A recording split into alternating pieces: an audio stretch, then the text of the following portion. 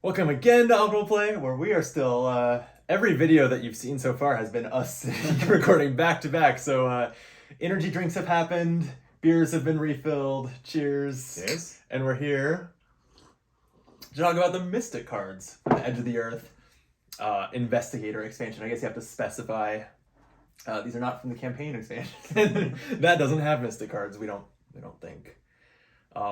Anyway, we've, as of this recording, this hasn't happened yet, but as of when this is posted, I believe I will have just been on the Drawn to the Flame podcast talking with Peter and Frank about the Guardian cards in the box. Nice. So if that indeed happened, I'm time traveling a little bit here. If that has happened, we'll put a link to it in the show notes, and you should check that out. It's a great podcast, and I assume that I will have had a lot of fun with them. Yeah, and I just want to say it was really brave of you to admit that you were wrong about all your Guardian opinions in the video on Drawn to the Flame. Like, you really admitted, how ignorant you'd been. That doesn't sound like me. It would be a first for me. We'll go back to the tape on that Drawn to the Flame episode and check. But yeah, no, I don't think that my spotless record has been tarnished yet. Anyway, in the order that we've been recording these, we've been following a chain of these two classed investigators from one class to the next. We talked about Guardian last time, which led us into Lily cards, so now we're at Mystic, right? Yeah. There's a purple card on my screen here, so... You might say that we've been going down the rabbit hole.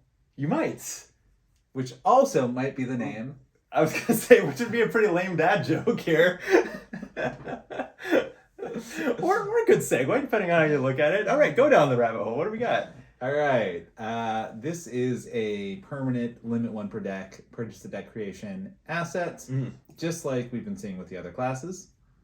After each scenario of a campaign, reduce the experience cost of the first two cards you upgrade before the next scenario by 1. Increase the experience card for you to purchase new cards by 1. Weird.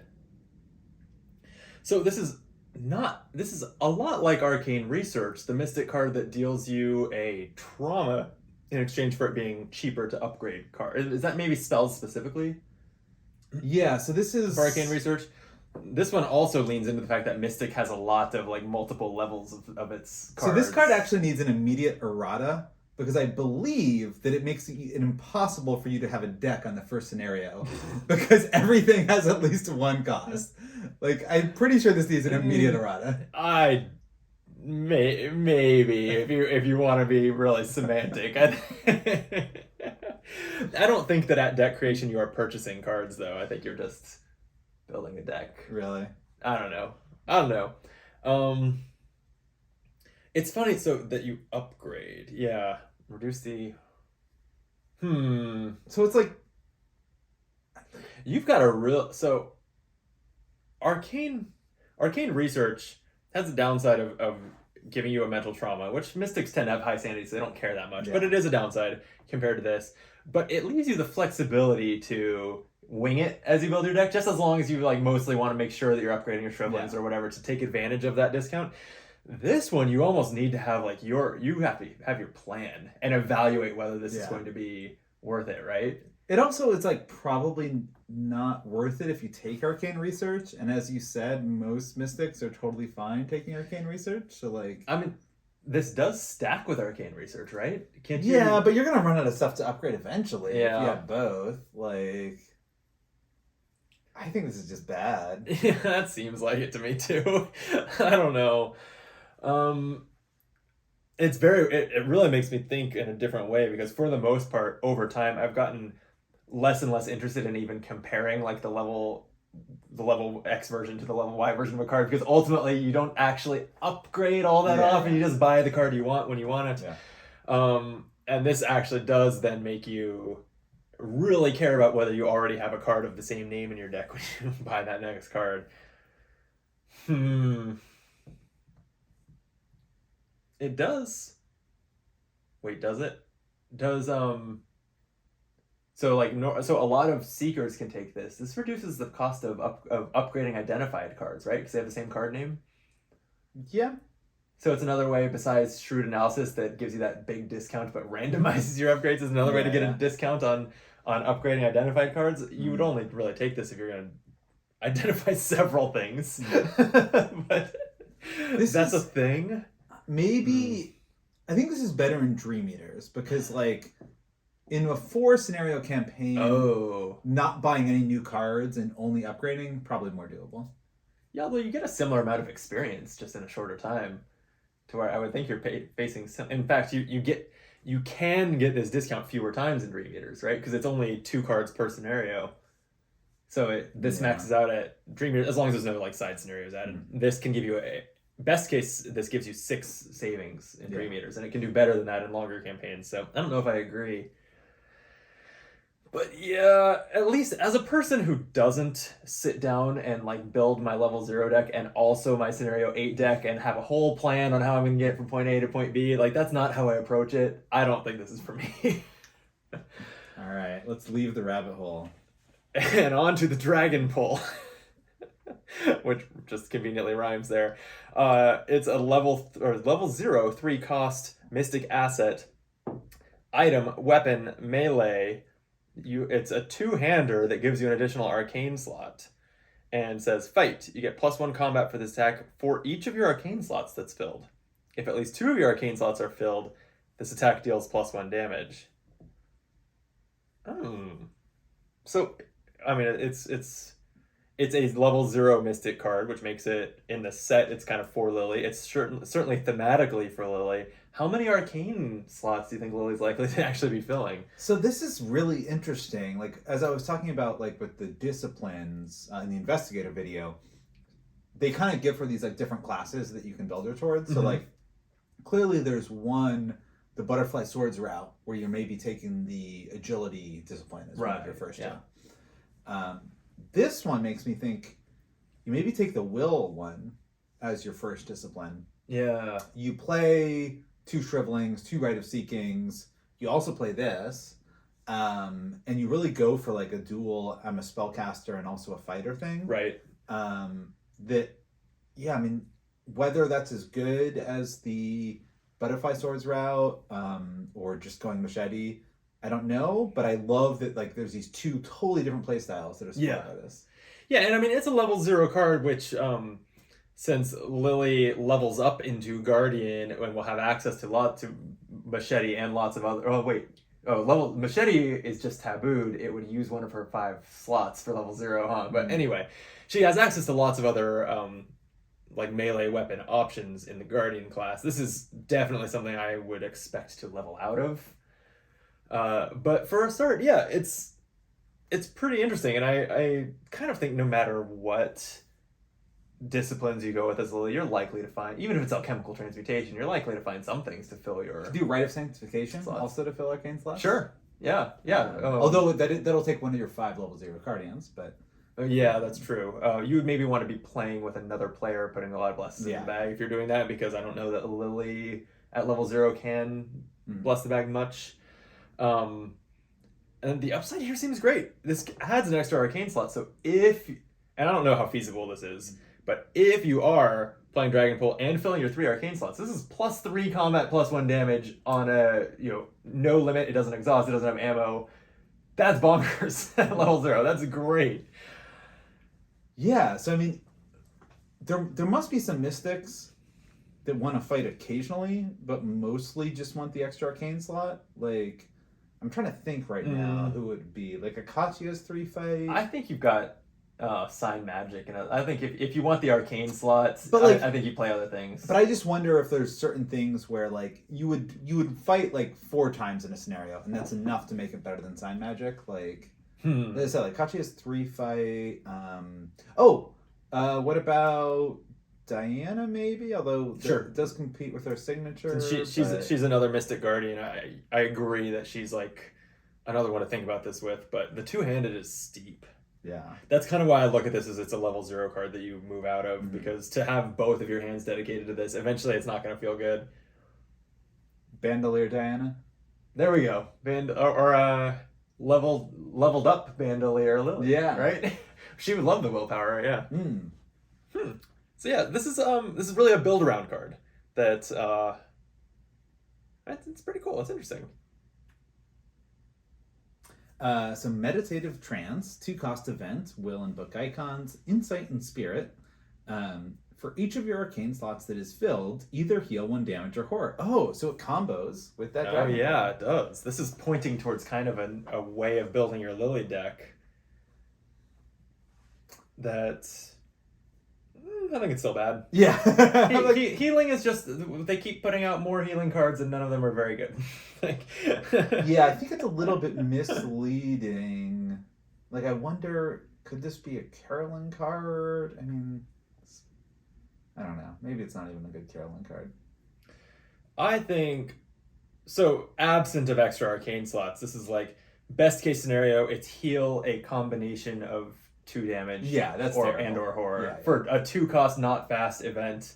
And it's only you. It's only your investigator card. Yeah. That seems terrible. Yeah. And that even has the hoop to jump through of you have to fill your arcane slots, like if you don't draw those or something. This is a dead card.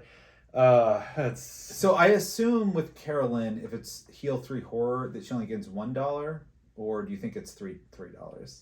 Can Carolyn technically take this? Doesn't she look for the phrase heal horror, and that doesn't technically exist on this card? I assume, maybe it's heal 1 damage or 1. I assume it counts.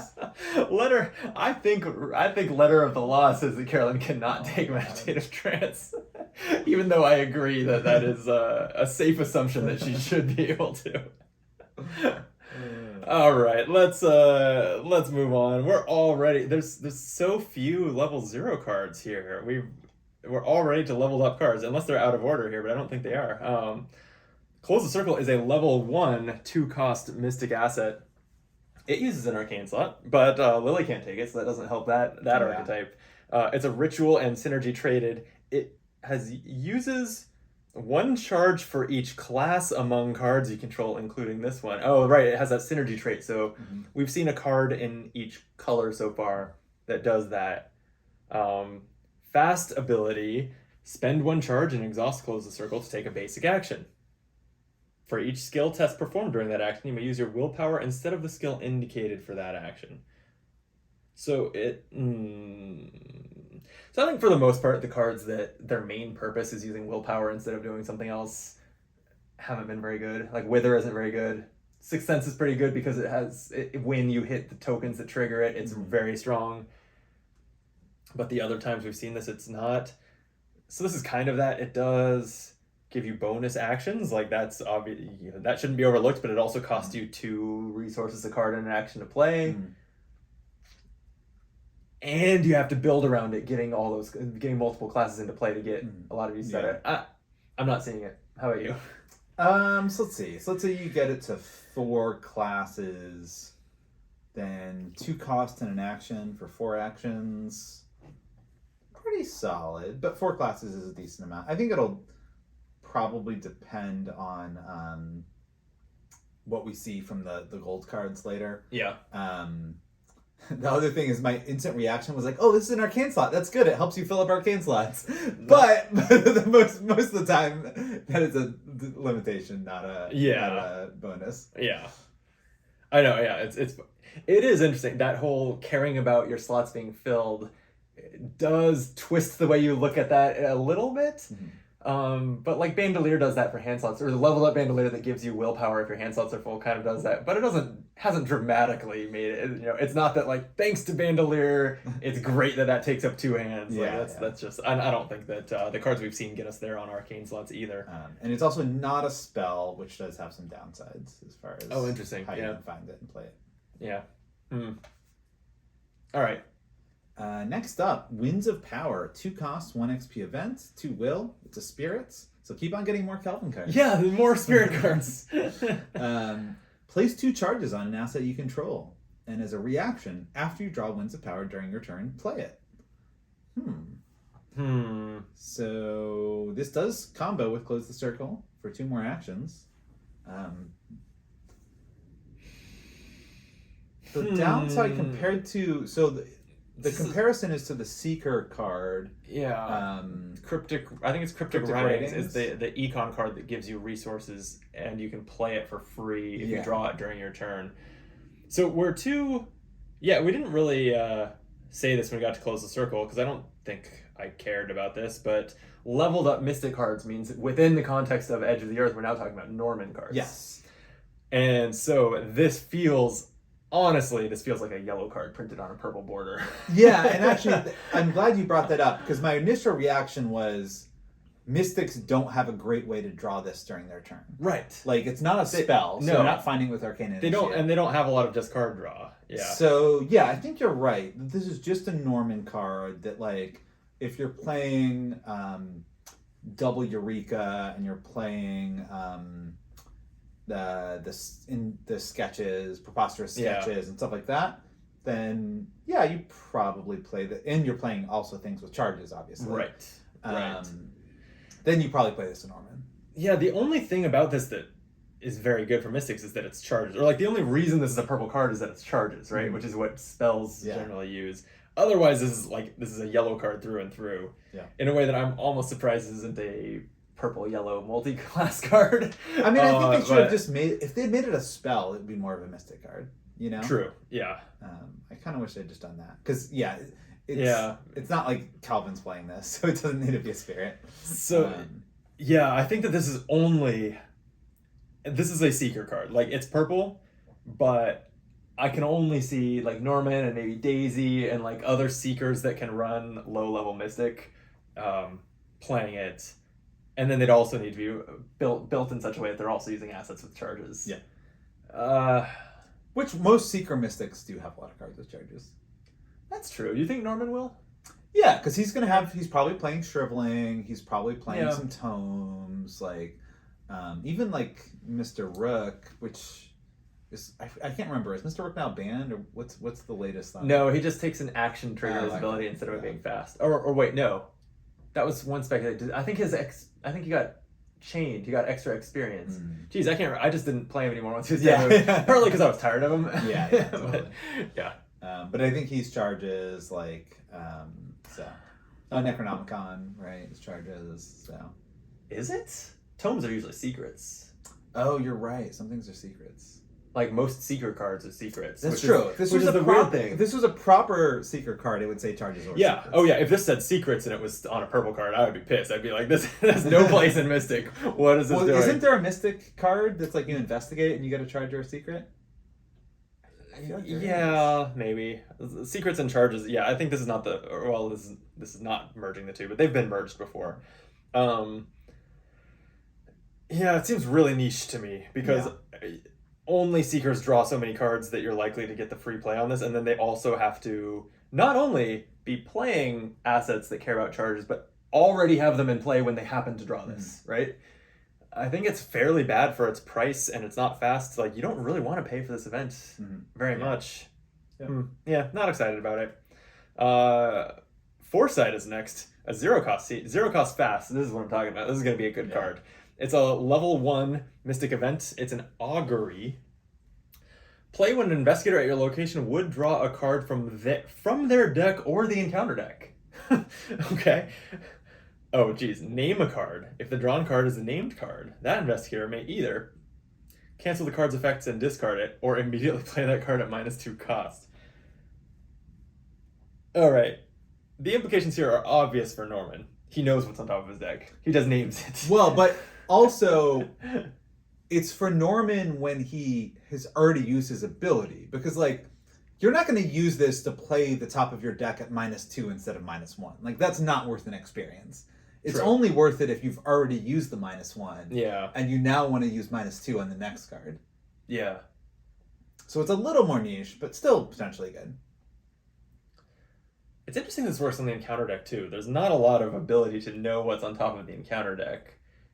But that said, I feel like there's a decent amount of late games where we're deep in the scenario, we've been familiar with what treachery or two are really screwing us. We know that someone is like has 1 sanity left and we're gonna lose if we draw that treachery. To be able to name that treachery and say nope. It is, unlike Ward, this can cancel an enemy, which is interesting. So I feel like interesting. We would be really screwed here by this particular enemy. Yeah. You can't name it. It's so funny that this like basically doesn't work on blind plays, right? Or at least it's much weaker on blind plays when you're theoretically you've like set up the scenario without really looking at the cards and you couldn't even name a card in the encounter deck, let alone the one that matters in the moment. Now, isn't there like a scroll of secrets or something that can maybe take a look at the top of the encounter deck, or a listogram maybe? Oh, Scroll of Secrets can look at the bottom card of the encounter deck and put it on top if you want to. Right? So you could combo this with Scroll of Secrets, knowing what card that is. Then you have to cancel that, so it might not be a card you end up caring about canceling. But that's interesting. Yeah. Doesn't a listogram also let you look at the top of the encounter deck? Or is it? Yes.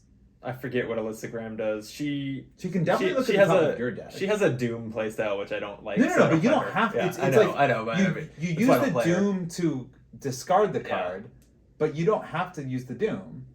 You can just take a look at it, don't spend the Doom, and then use Foresight. Yeah, that's true.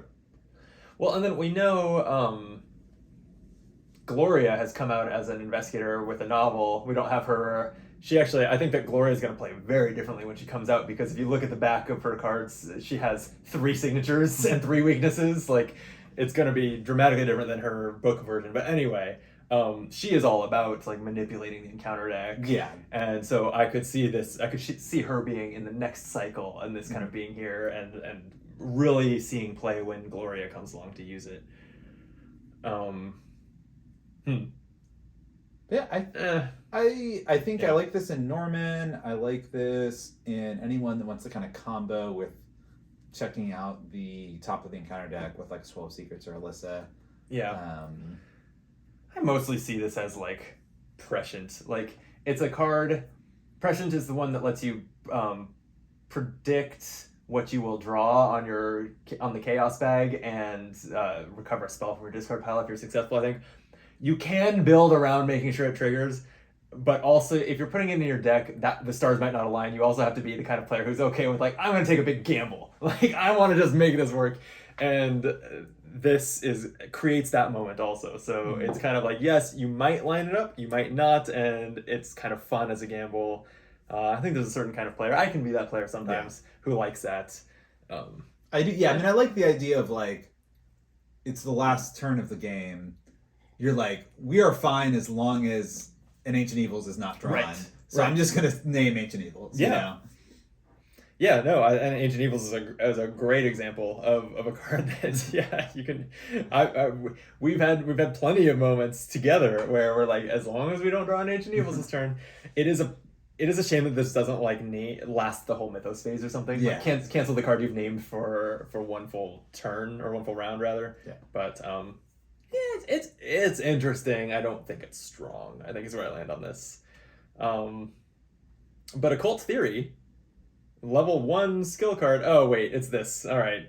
When knowledge is lacking, belief must suffice. This is the one that adds your one skill to your other skill or vice versa. In this case, it's will and intellect. We've seen one of these in every class so far, and I don't think I'm any more excited about it here than I was any other time. Yeah, I don't see Norman playing this. So, like, if you're going to spend XP on Norman, get, like, a leveled up Guts and draw 2 cards. You know? Right. Like... Yeah, I mean...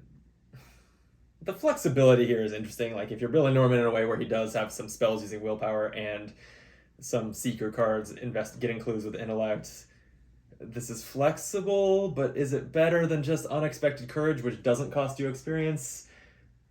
Doubt it. Yeah. All right.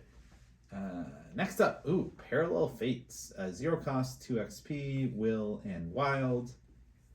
Is there a level 0 version of Parallel Fates? I don't know for sure that it was 0, but we've seen Parallel Fates before, yeah. So this is an augury. Look at the top cards of Investigator's deck or the Encounter deck. Oh, this might be comboing with what we just saw. You may either return them to the top of the deck in any order or shuffle them into that deck.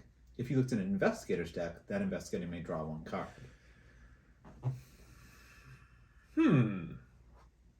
So definitely combos with Foresight. Technically combos with what's the name with Winds of Power also. This can help you find and draw Winds of Power. Okay, so you can you can manipulate your encounter draws.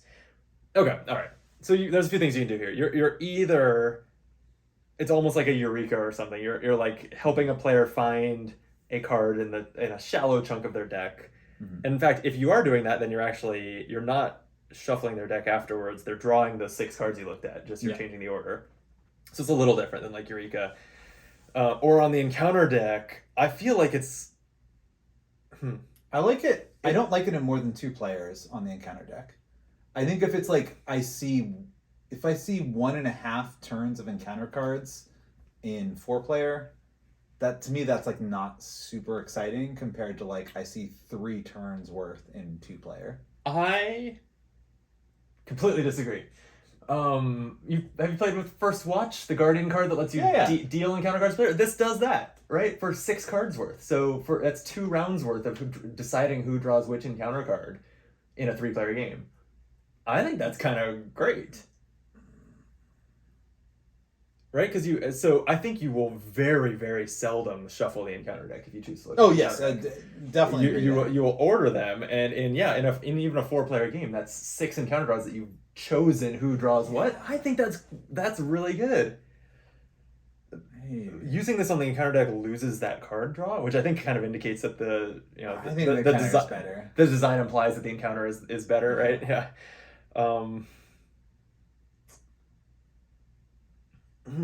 I think it's also in single player. So let's say that you're a single player. If you want to play like solo Daisy or something. Yeah. If you use this in the last 4 turns of the scenario and you draw 2 enemies, you can just decide, I don't want to deal with enemies for the rest of the scenario. Yeah. Like, that seems really good. It does. Oh, that's interesting. Playing it when some of these cards will never be drawn. I was going to say just play it at the start of the game and literally, take notes. Write down what are your next 6 Mythos phases going to be. I think this is really, really strong for looking at the encounter deck. And then it triggers, or we talked about it combos with Foresight. But yeah, like being able to choose who draws what for the next 6 encounters, and for that bad one that you don't want anyone to draw, you throw down Foresight and cancel it entirely because you can name it when it comes. I think this is something. I think this is pretty good. Yeah, I think it's pretty good. I think I definitely like it a little bit less in 4-player. I can maybe be convinced in 3-player. But no, I think it's good no matter what.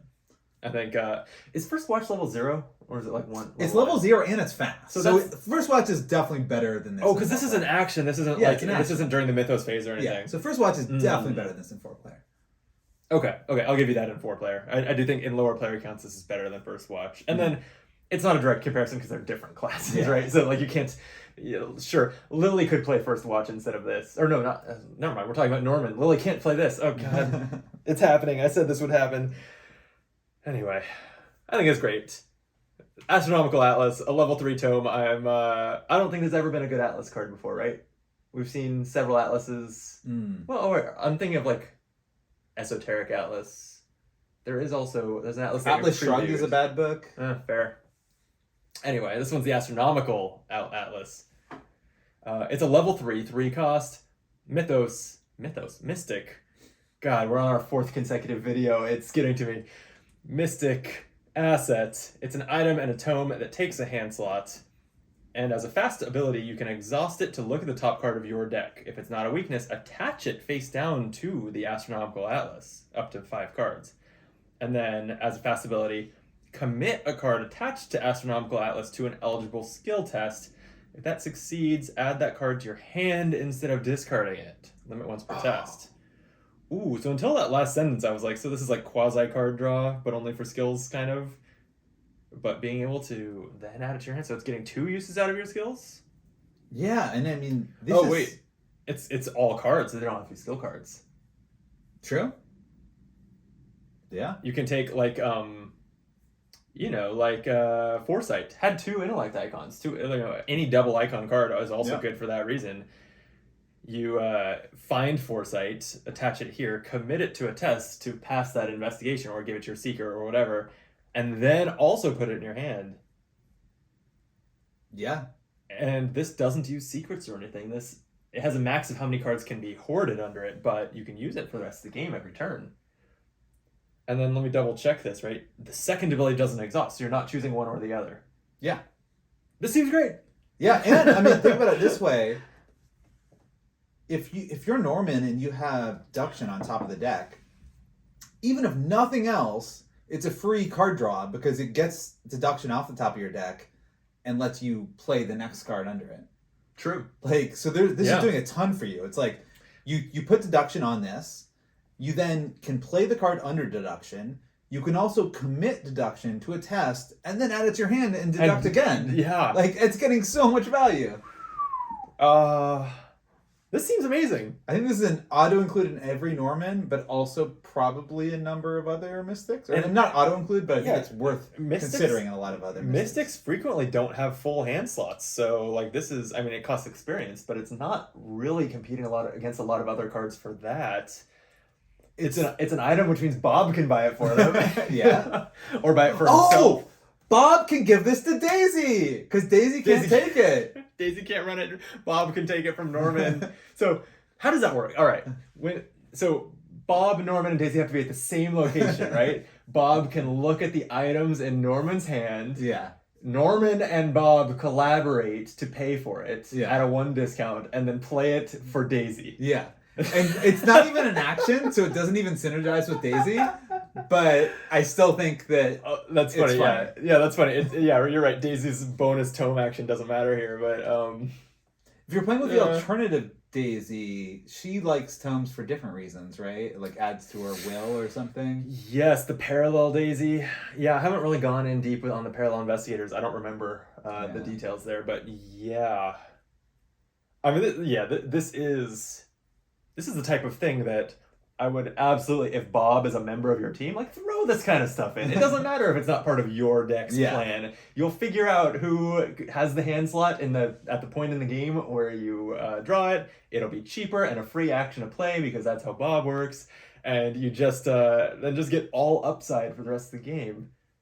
Oh, wait.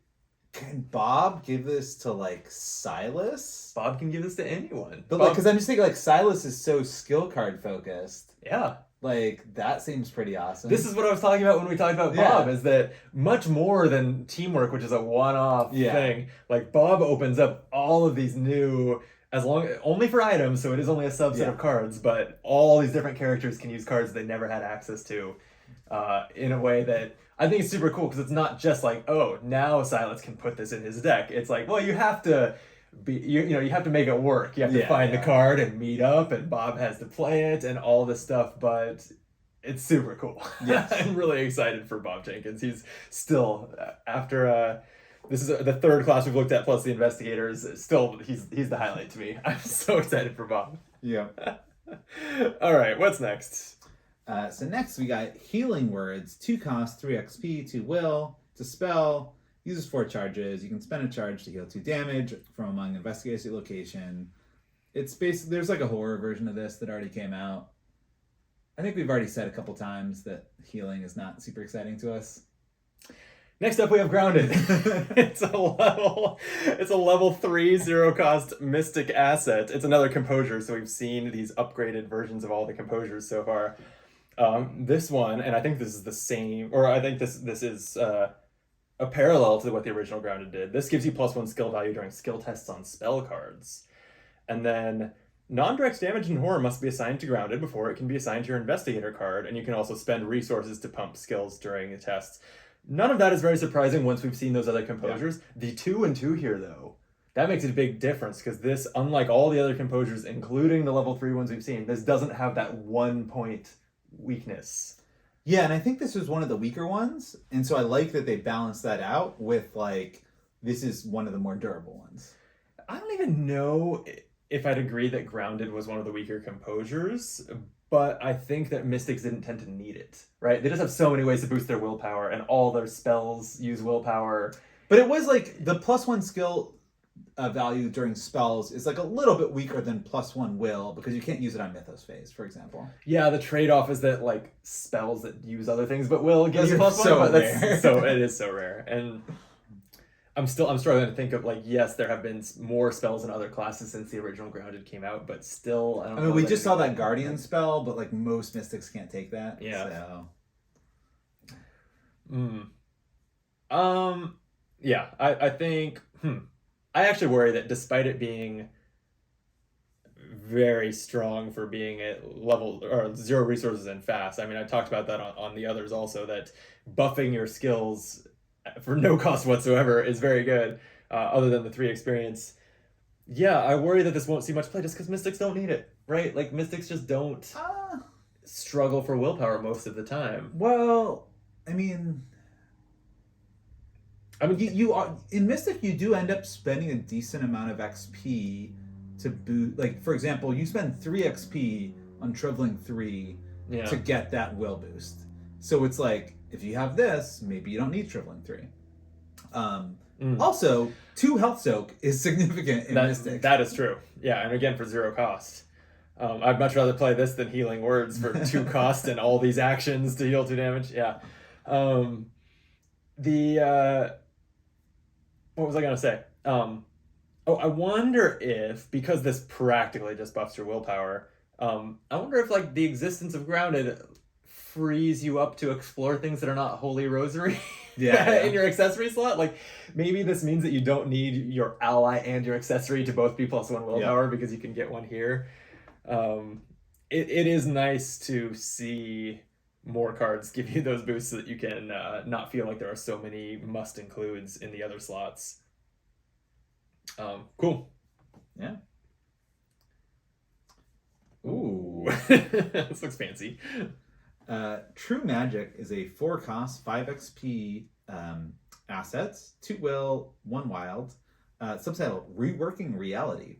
Ooh. It's an item, relic, and tome, so another non-Daisy tome, unless you have Bob Jenkins. Right. It's got 1 charge, replenish the charge at the start of each round. Oh.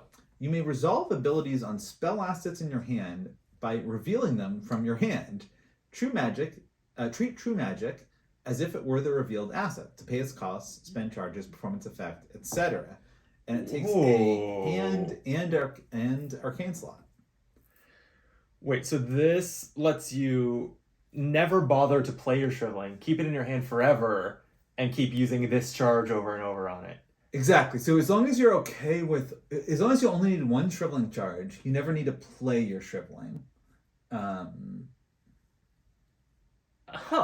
But it means that you can have Shriveling and Rite of Seeking in your hand. Not so you're paying this 4 resources instead of the combined 7 or 8 or 9 that would cost.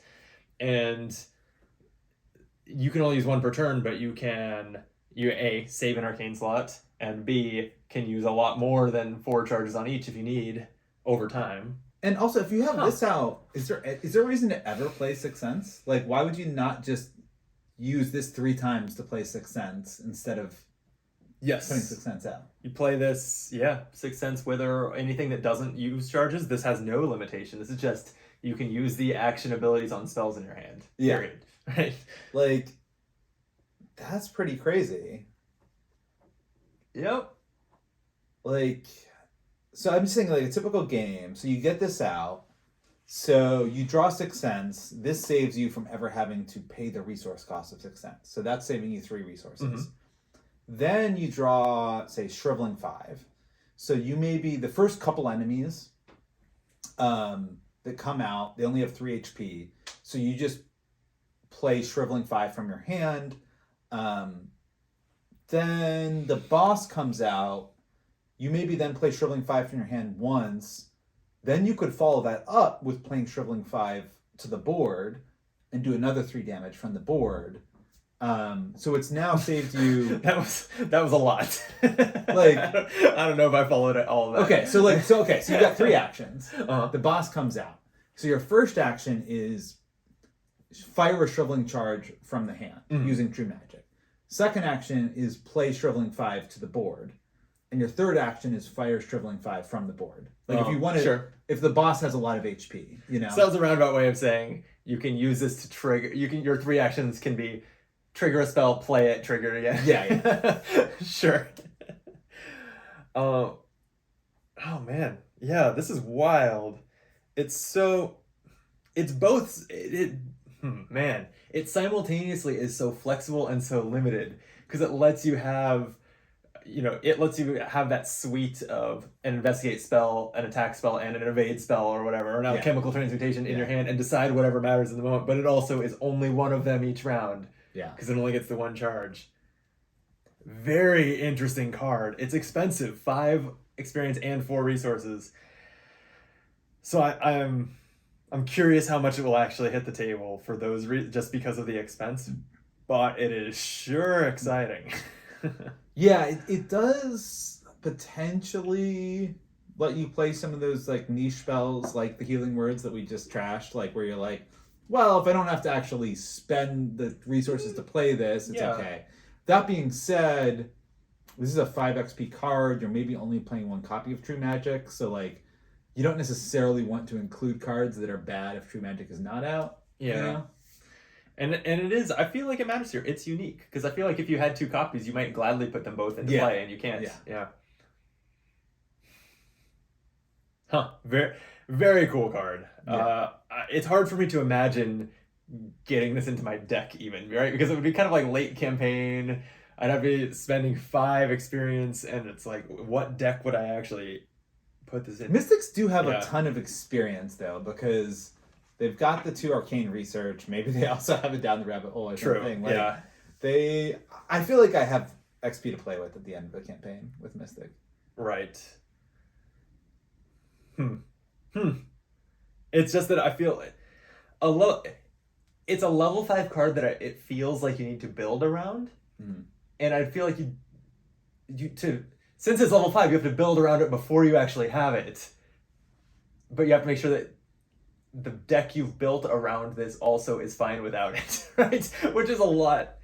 It's a big challenge. It's a tome, so if you're playing Mary or Luke, you can play the character that finds tomes. Research librarian, I think. It is. Research librarian digs tomes out of your deck. So true. Yeah. So once it's in your deck, there are tools to make sure you find it. Very cool. And that was a good grand finale. That was the last Mystic card. Yeah. What do you think of the Mystic suite? I think these are pretty cool. There were several cards where we were like, whoa, that's really neat. There was like 2 cards that we totally trashed. But that's not bad to have like 3 awesome cards, 2 trash cards, and like 7 decent cards. Yeah, it's interesting. I feel like we so far have looked at Survivor and Guardian as of when we're recording this. I haven't decided if that's the order that these will be published. I think that this feels like especially the high level cards feel less like, oh, these are all Norman cards, compared to the Survivor cards feeling like they were for Daniela and the Guardian cards feeling like they were for Lily. I didn't get that feeling so much that these are for Norman. Like, True Magic, I think especially, is probably not a Norman card, particularly because its interaction of resolving abilities in your hand doesn't work on cards in his or on top of his deck that like he treats like they're in his hand for other reasons. It's actually kind of a though he gets research librarian. Sure, yeah. I mean, he is a seeker, but yeah, very few of these like foresight. Like he doesn't inherently have any way to be kind of manipulating the counter deck, that kind of thing. Yeah, they don't really feel to me like it's like this is the skeleton of your Norman deck like some of the other ones have. That's it. I like a lot of the cards. Except for Occult Theory and Healing Words. Though there were some that as soon as I saw them, I was like, let's move to the next card.